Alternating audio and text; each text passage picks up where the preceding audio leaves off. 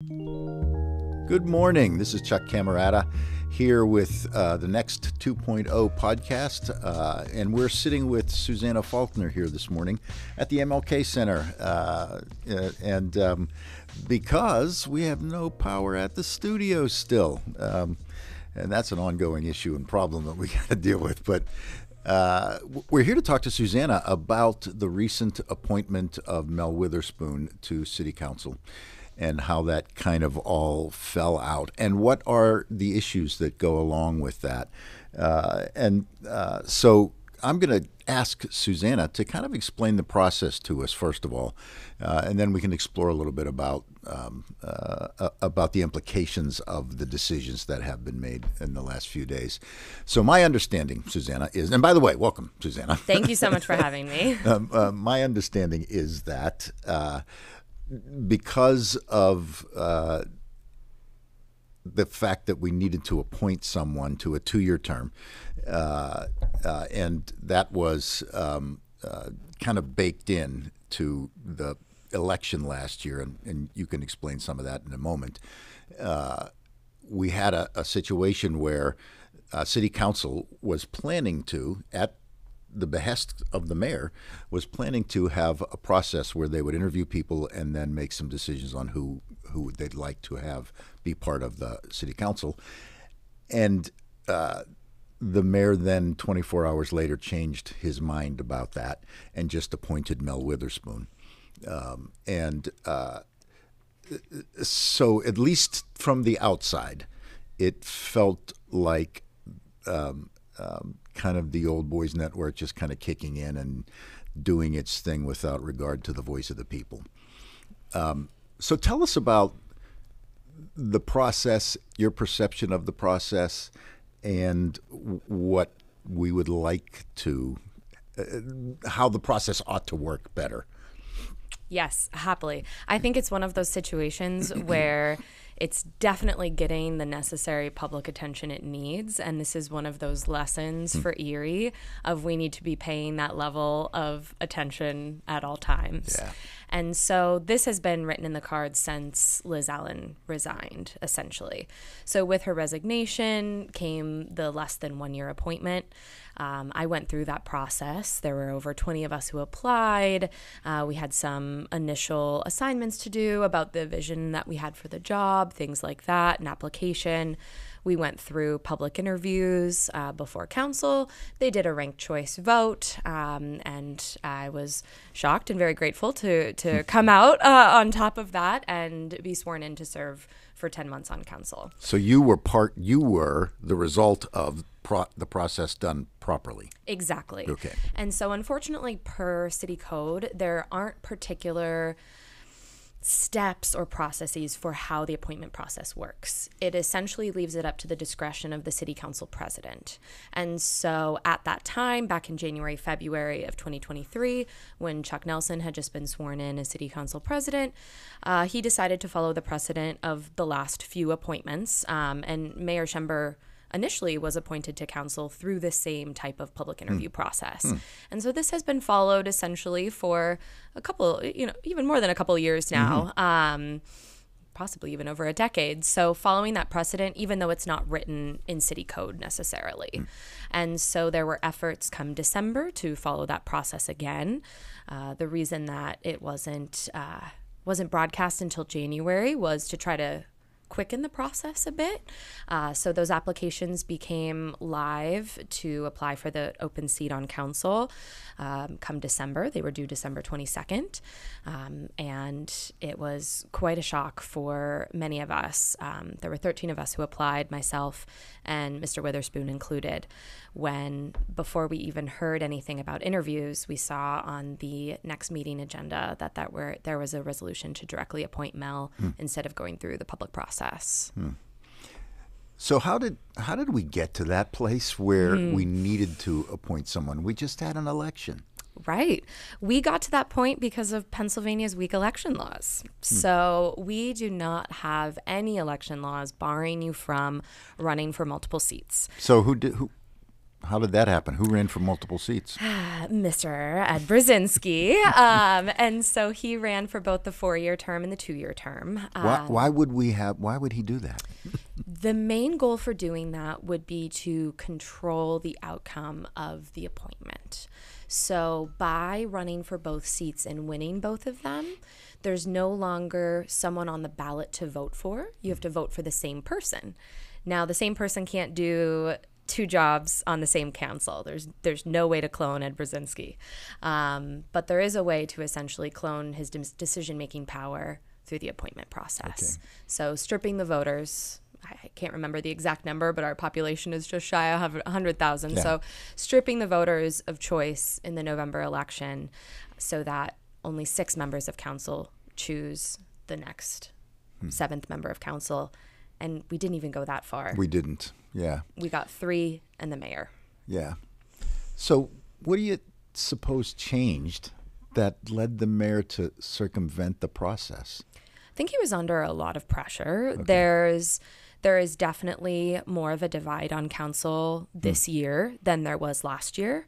I'm really proud to say that in those 10 months I was on council and just the year on council, 16 pieces of legislation were passed. Nice. And that's more than the past 3 years combined, which is really a feat, right? I'm happy to see that city council is reminded that their only job isn't just the budget. It's also checking the power of the executive, so the mayor's administration, and also putting forward new laws and pieces of legislation. So that was wonderful to be able to be a part of that. Now, with the new council makeup, there is a bit more division and divisiveness this year. And so I was pretty certain come the interview process, once those were scheduled for January 9th, which never happened, I was almost certain that it wasn't going to be Mel or I. It would need to be a consensus candidate out of those other 11 applicants. So I want to talk a little bit about the division on city council. So the vote previously on Mel was 3-3. Yes. So there was no resolution to that, and that was what led to saying we're going to have this process. Is that the right order of? Yes, essentially. So the only, it's a really interesting thing in city code. The only time the mayor actually gets involved in a vote on city council is if there is a tie on appointment to council. Wow. That is the only time. And if a decision isn't made within 30 days between council or the mayor, it actually goes to the county court of common pleas. Wow. It's a really interesting provision in our city code. And so on that first meeting of the year, the reorganization meeting for city council on January 3rd, the mayor decided to not make a vote. And so that's what landed us to that quick 24-hour period. Okay. So now that Mel's been appointed, yes, we have a full city council. Yes. City council will go about its business. The objections that we have here, though, that I hear coming from you and many others, really have nothing to do with Mel Witherspoon. Correct. This is not an issue of we picked the wrong person, or this is about the process. Yes. Which is kind of happening everywhere. Yes. We've just had this going on in the county with things that Brenton Davis has been doing that are just basically making decision by fiat without public input. Am I correct in saying that this is really the big issue here? Yes, I would say it's twofold. So that's the number one issue. Government, to be effective, has to be open and transparent. Yeah. And it doesn't matter if it's Democrats or Republicans or independents leading the charge. You have to adhere to precedent. Even if it's not written in city code, you need to adhere to that precedent. And so there's that part of it. The second part of it that is of deep concern to a lot of folks, especially us governance nerds within the community, is the violation of the spirit of the law around term limits. And so the city solicitor has taken a really broad interpretation of our term limit laws.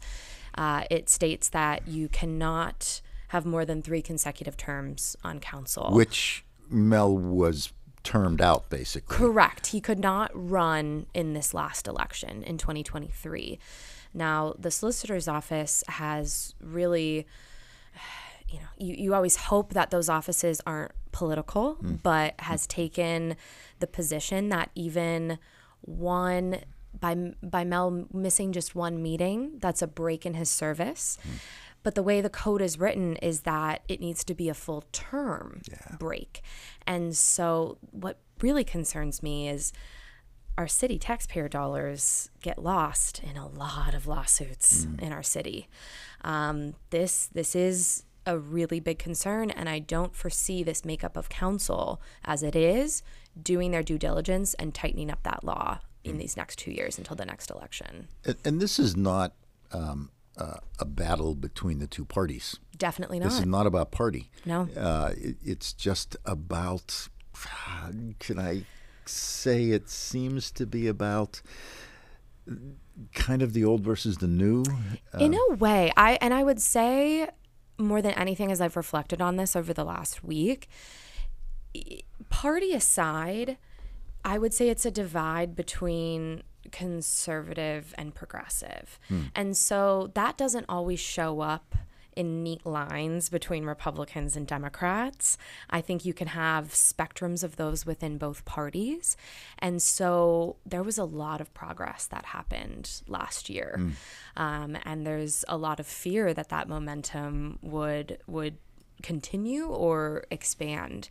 And so this was really a legal grab of power, which we're seeing a lot at the county, and I'm concerned at the level that would happen at the city. Yeah. Now, I'm going to say this because I don't know Mel Witherspoon, so I have no idea about the man as a politician or his character or any of those kinds of things. But it feels like that there might have been some conspiring going, and I'm not a conspiracy guy either, but conspiring going on behind the scenes to make this happen so that Mel could keep his seat. Absolutely. In spite of the laws. Absolutely. And I do feel for Mel in a lot of ways. And I said this in council, it was an honor to serve with him. And him and I both talked on that last council meeting on December 20th about afterwards. We sat for a couple hours in the caucus room, a few of us, and talked about what we learned from each other. And there was so much I learned from him. And I was so surprised when he said he learned a couple things from me. And so I think that's how an effective legislative branch works, is that we're all representing different parts of our community. And given that we're all at large, right? It's not like county council where you're representing a certain geographical area. Right. We have this weird thing in the city where we're all at large. And so we're really just representing our communities that we have connection to. And so there was so much wisdom and experience that was brought there.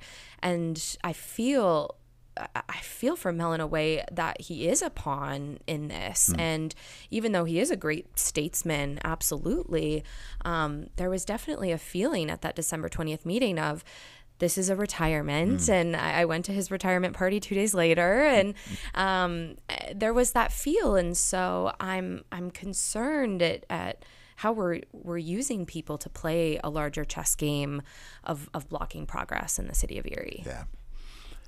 Well, we live in that time. We do. We certainly do. There's a lot of fear operating out there and holding on to the past, and what we've had is in very much, I think, and I'm an old guy, so it is very much an obstacle to our society as a whole, not just the city of Erie, moving to a healthier place, a place where we can have a culture that embraces all people. Yes. Where we can take seriously the issues that we've been kicking down the road for years, decades, because those issues, and I think about things like climate change. And, absolutely. And we're still wrestling with race in this city and across the country. And no doubt. These are things that we have not addressed for the longest time. And in fact, we've built walls around those so that we don't have to address them. They bury them in the sand and ignore those. And I see a wonderful cohort of young leaders stepping in. You are one of them. Tyler Titus is one of them. Jasmine Flores. And business leaders as well, just across this city. Yes. I have no patience with people who put down our young people in this culture. Thank you. In this city, because we have so many amazing young people who are doing really important things. But my take on those young people is that they see the things that need to be addressed. Their future is at stake, and we're ignoring those things to our own peril, but more so to the peril of our children and grandchildren. Yes. So what do we do about this going forward? There's a Solve lot. all the problems of the My culture magic for me wand right now. says, Yes. so I think 2024, there's going to be a lot of eyes on Erie, right? And so NBC has already said we're one of, I believe, 6 counties that will be followed at a national level. We're going to have media teams here. What are we putting forward of our local governance that is going to be highlighted nationally? So I'm really concerned if we go back to another year of 3 pieces of legislation and there's open vacancies on boards and authorities, and seeing Jasmine Flores rise to presidency of city council was such an accomplishment, which the Office of Communications in the city has released nothing about. She's both the youngest and the first Latina president of council in our city's history. I mean, she truly, and I got to say it, she made herstory, right? Yeah. And there's been nothing. The silence is loud. And so I'm really curious over this year what not just folks in Erie are going to see about ourselves, but also what folks on the outside, right? So Mayor Schember has this goal of growing the city by 10,000. And I think what would be really wise is to get folks like young professionals and remote workers who want a 4-season climate or want to come here to just ski in the winter, say they're part of the time in Erie and they buy property and they rent it out, whatever it is. There's some really great strategic initiatives that could happen to grow our population. Every time I've asked the mayor about his plans for it, there's no plans, there's just a hope. And so with that extra attention we're going to have this year, and it being a presidential election, which always means there's higher voter turnout, I think there's some potential to look at things like ballot initiatives or ballot questions. Pennsylvania really underutilizes those. I loved that in California, where my ballot was often pages and pages long because the public would get to directly vote on a decision. And so I would love to see that at the state level about raising our minimum wage.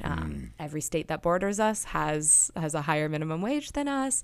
But at the city and county level, we could really vote for, do you agree with these revisions to the term limit laws? Do you agree? Like, that doesn't have to be a decision made by 7 people. That could be voted on by the public, and we're going to have a year with higher voter turnout. So that's really what I'm exploring right now, is what is the petition process for those ballot questions, and how could we, council and the mayor circumvented the public. How could the public circumvent the mayor and council and have the public really have their say on these issues? Yeah. So how do we do that?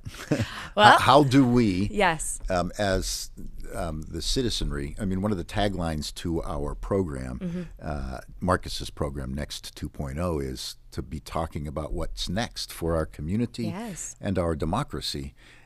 And a lot of us, if you listen to this program at all, last week, Marcus and I and Mark Blunt spent the hour and a half that we were together fretting about the future and depressing one another. And our democracy is being threatened. Yes. And I know the players here, that's not their goal, to threaten democracy. No. But we fall into these patterns. Exactly. So, which is another reason why young people with fresh eyes and fresh energy are an important aspect of this, allowing them to lead. How do we, as the citizenry,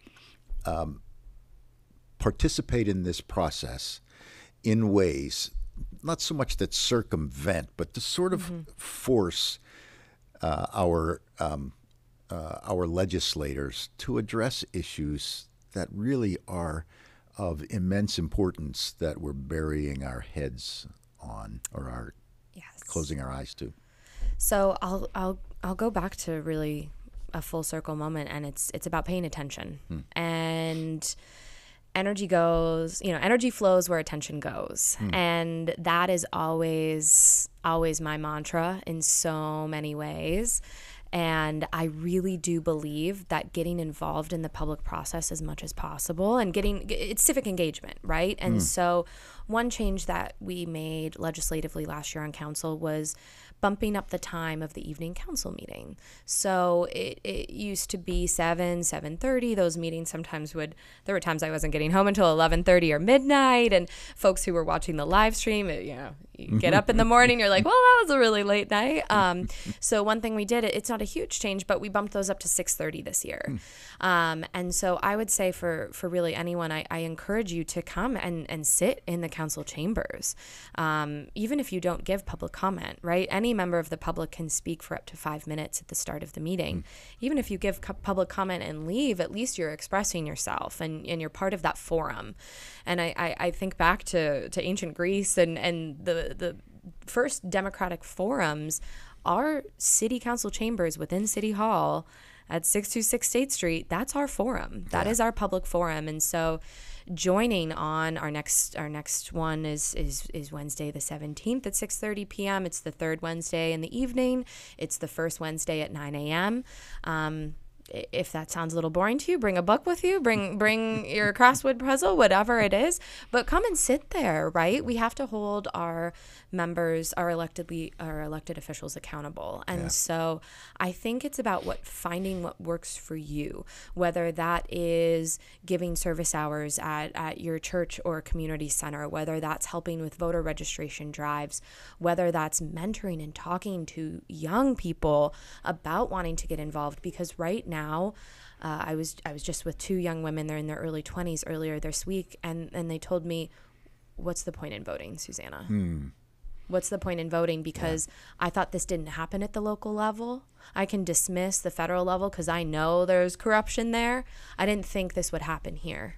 And they've only been voters for less than 5 years, and they're already in that place of despair. So how can we find the way in your community that you can create hope around the democratic process and getting involved? That's the most important thing this year.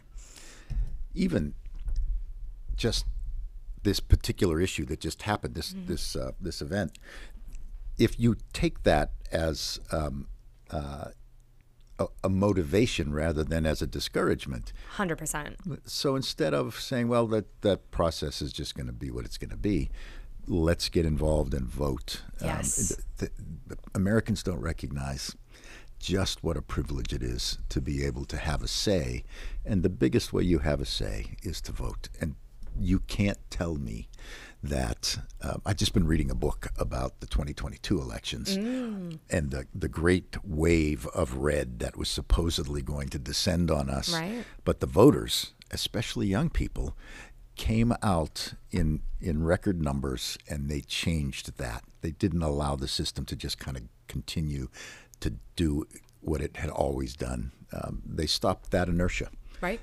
But that's not a one-time thing. We have to keep on doing that. So our friend Mark Blunt's always saying, get out and vote. There's nothing more important that you can do. Agreed. And it's the bare minimum. It is the bare I think minimum. Is what I'm really trying to drive home with all the young people that I get to teach and mentor and talk to, is that you vote twice a year, every year. There's no such thing as an off year. That's not a thing.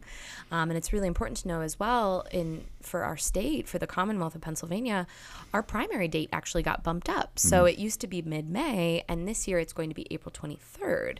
And so that is truly around the corner. It really is, yeah. And so while there's not a ton of local races this year, that's 2025 is going to be huge spotlight, right? County executive, city council, the mayor, that's going to be enormous.